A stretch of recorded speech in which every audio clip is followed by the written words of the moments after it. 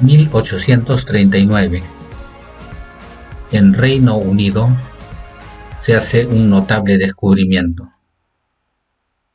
Ese mismo año, en Alemania,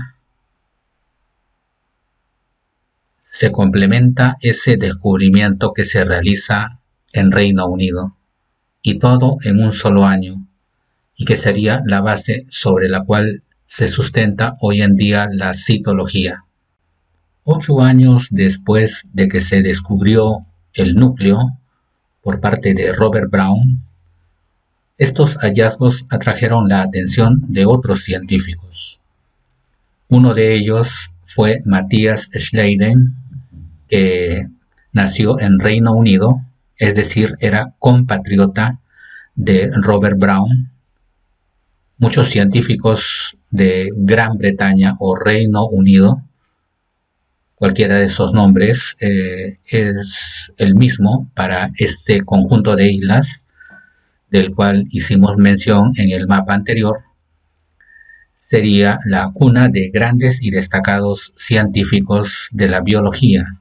Uno de ellos, llamado Matthias Schleiden, ampliamente abocado a la biología y al estudio de la vida, se le ocurrió hacer la experiencia que había hecho hace casi 200 años atrás Robert Brown con una lámina muy delgada de corcho, pero Matthias Schleiden decidió hacer su investigación no solamente sobre el corcho, sino sobre otros tejidos de plantas, al igual que en el corte que se hizo en el corcho.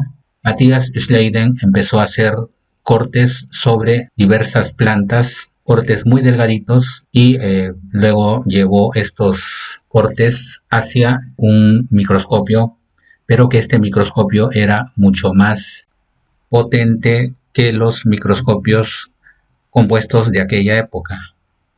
Realizó investigaciones sobre numerosas cantidades de plantas de diferentes especies y trató de alguna manera de encontrar alguna de estas plantas que no presentara células, y se dio con la sorpresa de que todas estas plantas estaban formadas por células. De ahí él sería el primero que enunciaría una de las conclusiones que posteriormente formarían parte de lo que hoy en día se conoce como la teoría celular.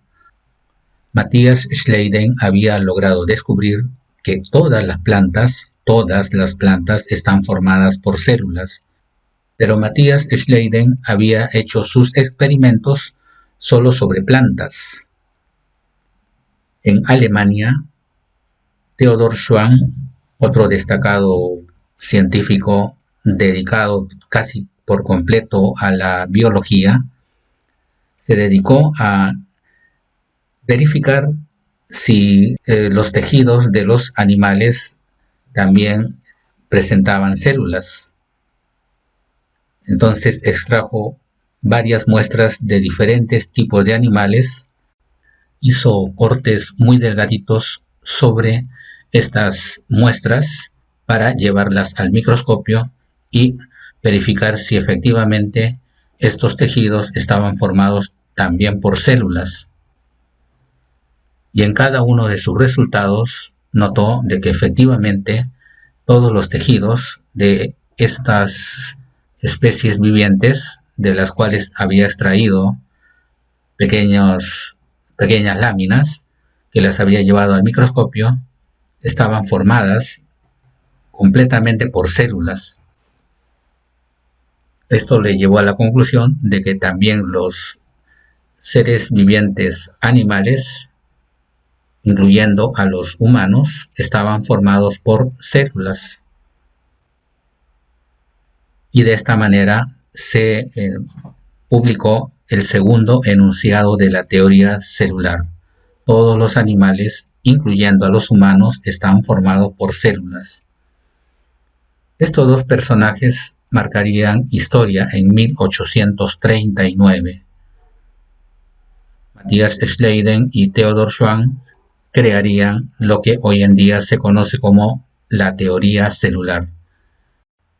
19 años después de la teoría celular diseñada tanto por Matthias Schleiden como por Theodor Schwann, en el año 1858, otro científico alemán llamado Rudolf Virchow publica su teoría de que toda célula proviene de otras células. En su laboratorio, Rudolf Virchow, utilizando un microscopio de muy buena calidad para aquella época, logró observar que ciertas células animales mostraban un comportamiento extraño. A partir de una célula, de repente empezaba a formarse dos pequeñas células que luego se separaban. Esto le llamó poderosamente la atención e hizo nuevas investigaciones y efectivamente comprobó que en cierto instante determinadas células comienzan a dividirse en dos. De ahí obtuvo la conclusión de que las células pueden reproducirse, es decir, de una célula pueden nacer dos células nuevas, pero se podrían crear células en un laboratorio. Y después de una serie de investigaciones de bastantes años, llegó a la conclusión de que esto era imposible. Para poder producir o generar una célula era necesario partir de una célula ya desarrollada, y a partir de esa célula ya desarrollada se generaban dos nuevas células. Estas dos nuevas células que se producían, después de un tiempo, lograban nuevamente alcanzar la madurez y el tamaño suficiente, y a partir de estas dos células podían generarse dos nuevas células de cada una de ellas, es decir, 4 células, y así sucesivamente. La conclusión a la que llegó Rudolf Virchow es de que las células solo pueden provenir de otras células, y son las células las unidades mínimas en las cuales se registra lo que conocemos hoy en día como vida.